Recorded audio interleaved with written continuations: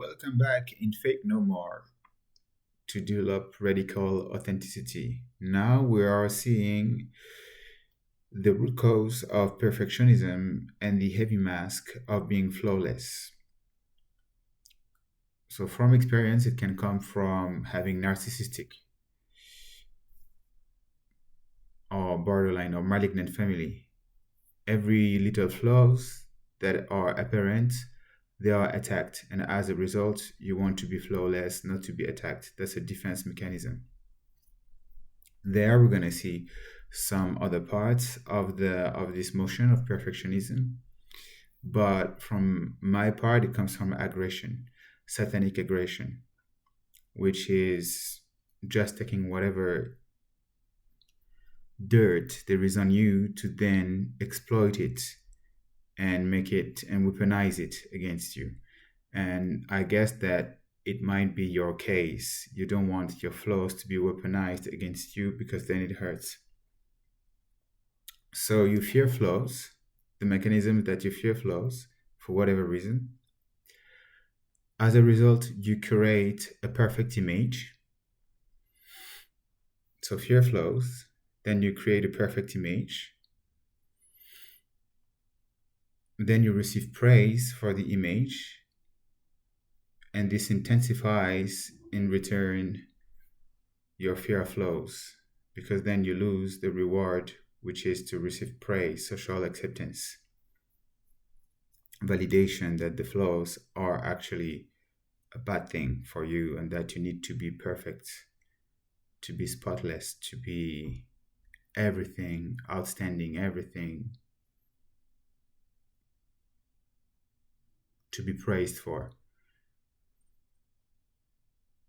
The pattern is that you believe that you must be flawless to be accepted. Acceptation is based on your perfection. One flaw equal rejection, equal you do not belong. This is the thing behind it. So you believe that you must be flawless to be accepted. So you hide all mistakes and messy part of yourself, the messy part of yourself, what you judge, what you see as being messy. Then you present a polished and perfect mask. You present like something that you worked on, right? A lot.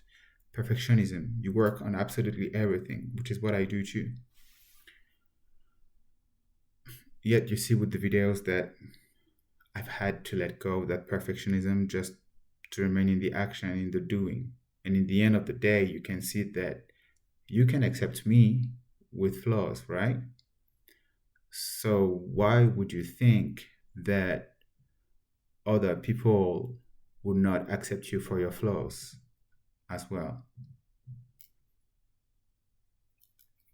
It's scary to be flawed, but that's how it is. So anxiety then comes from the mask slipping that increases. You want to be flawless, to be accepted, so you want to hide all your mistakes. So you present a perfect mask, and maintaining the polished perfect mask creates deep anxiety. So now I must tell you that I'm attacked so that I'm not going into the 3-minute bar because they want the result to be imperfect so that I would not get what I want. Snappy shots of 3 minutes explanation. This is as well why at some point you need to drop the perfectionism because it can be weaponized against you. So you have to let go as well of fearing to be flawed. Because imperfections are part of life, and this is what makes perfection, right? If there is no imperfection, then you recognize less. In contrast, perfection. What could look like perfection? If you have a little bit of imperfection within your work, then it can magnify the other part of the work in contrast that sounds and looks better. It's all about contrast. And contrast doesn't have to be into the imperfection as well. It can be between two good things. You contrast one good thing between another good thing. And good is good enough. It's perfect enough. Good is perfect enough. You don't have to be perfect as long as you're good as well. That's another part. You can lower a little the standard to decrease the anxiety. And once you decrease the anxiety, then you perform better on your goodness.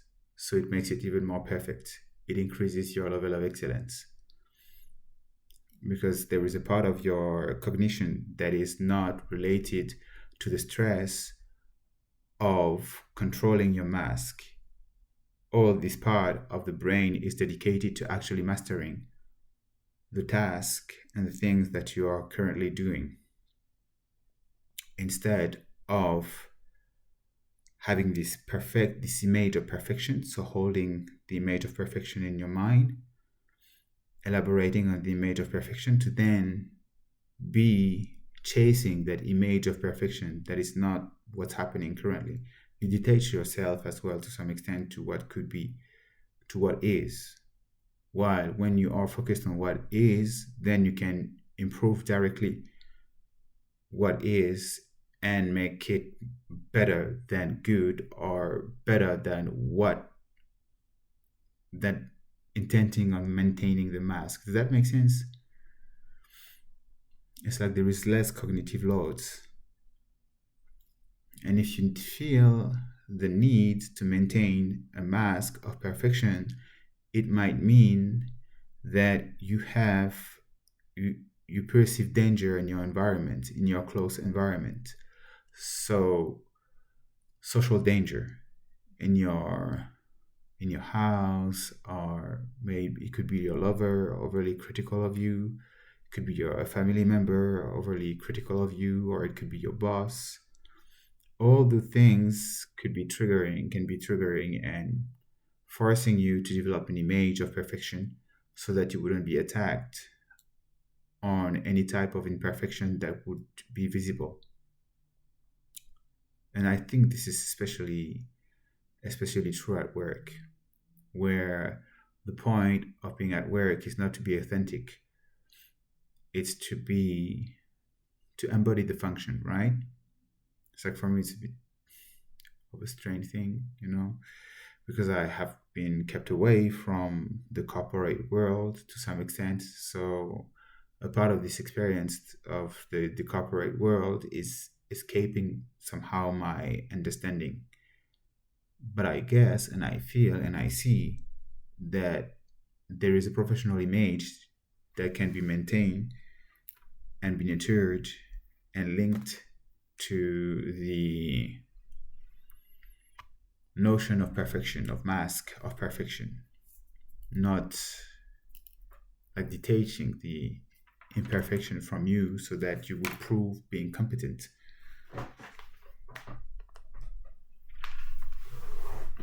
So that's an 8-minute one. Perfectionism. I guess this is the huge one then. And there is a lot to say about it, as you see. So then perfectionism isn't about healthy striving. It's the belief that your authentic, flawed self is fundamentally unacceptable. So that's a bit of a bold statement. What's written there, because I read as well a text that's generated research something that I have been structuring, that we structure to relate it to you. This is a bit of a bold statement to say that flawed self is fundamentally unacceptable, and that it comes from the beliefs that perfectionism comes from the belief that your authentic flawed self is fundamentally unacceptable. It's not only this, but it's part of it.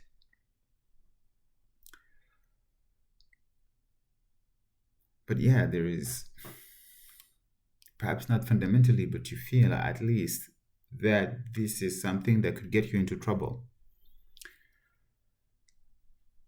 aside of being acceptable or not. It's like it's just danger, trouble. It could be acceptable, but still a danger, right? So the mask of perfection is incredibly heavy to wear, and it creates a constant anxiety that someone will see the real and imperfect human underneath. It's like you're all the time imperfect in everything you do. In everything we are and we do, we can be imperfect. It's like I could be like, oh, there is a bit of the knee here. Oh, we see a bit too much of this. Oh, I'm not shaved. Or I'm too much fidgeting. Or I could be attacking myself on so many aspects of what I'm doing right now, and compare it to an image of perfection that is detached from what I am. But instead of that, I am more focused on what I am actually saying, on the flow of ideas that is coming to me, rather than being focused on the image that I project.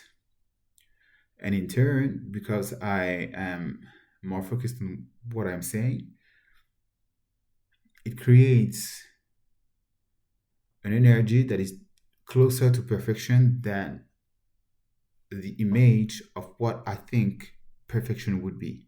Does that make sense? It's like I can have an idea of the perfect me, of how I want things to be. It's like I feedback on my work and so on. I see what's up. It's like it's 11 minutes right now. I could be like, oh my god, this is such a bad thing. But I'm still going for it. I just like, yeah, okay, whatever. So I go full on into the imperfection of fucking up the format, and it's still some rich insights which are provided with this video, right? So it's no loss, and it's perhaps even more perfect than just staying focused on a 3 minute format for this specific point. Do you know what I mean? So it's just a question of adaptability here.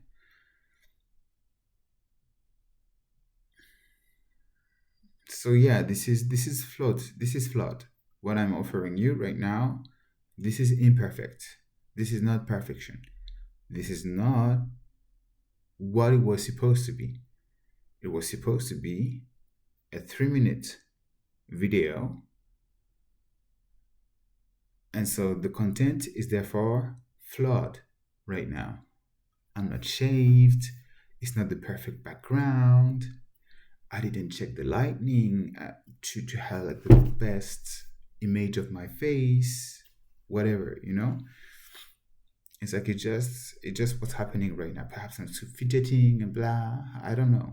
I feedback on myself. I see some videos, what it's been, how I expressed myself, and from there I can feedback and I can register what I liked and what I did.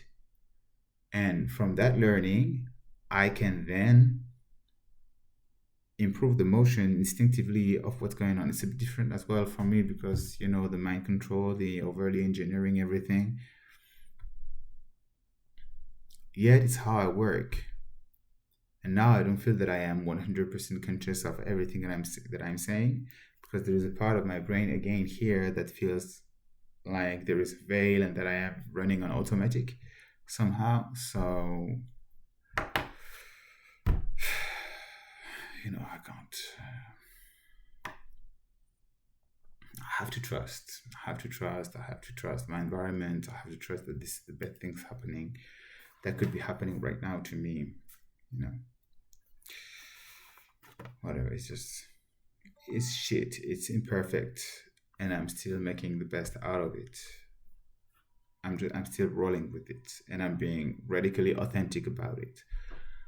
So, what you can do to go there, to go in this direction, it's to allow yourself to be flawed in an inconsequential manner, or something that appears to not have consequences, or to grave consequences, or consequences of not too much importance to you. And for that, when you know your values with break no more, for instance, you know what matters most for you, what matters less, and as a result, you can say there I can be flawed because this matters less to me, this is less aligned with my values, and there I have to be more sharp and spotless and so on. So it spare you some energy. And yeah, perfectionism as well, it's a mental charge, we say. An additional cognitive load. It's taxing. It's like a tax that you pay all the time on your energy, just to be, just for the sake of being. It's like you are, therefore you pay a tax for being. The perfectionism. You have to pay the tax of perfectionism in absolutely everything that you do. It's good to want to improve yourself and so on, yet there is a measure to have to it, right? It should remain healthy, and it shouldn't get in the way of you just existing and just being as the you that you are, because you're always you, right? um, mm, mm, mm. So you can go about intentional imperfectionism. You can allow one tiny harmless flaw to be seen today. It could be a typo in a low stakes chat, or admitting that you don't know the answer to something simple. You can even lie about it if that makes you feel better about yourself. Like just having a distance. It's like, I know that I can, but I'm going to say that I can't. So then it doesn't hurt your ego too much, right? It doesn't hurt your fears too much, it doesn't trigger you too much. And at the same time, you can get used to project an image of imperfection. And when you do that, then you can see that you can be accepted as imperfect. But be careful of the patterns of always pushing people with your flaws, then to prove that you are acceptable, that you can be acceptable even imperfect, even if being imperfect. That's another somewhere where you can fall. It's like, I'm going to prove you that I need proof that I can be acceptable as imperfect. So I'm all the time pushing the line, pushing the borderline. Right. So there we go. 18 minutes on the heavy mask of being flawless. So it's a heavy video. Much love and have fun.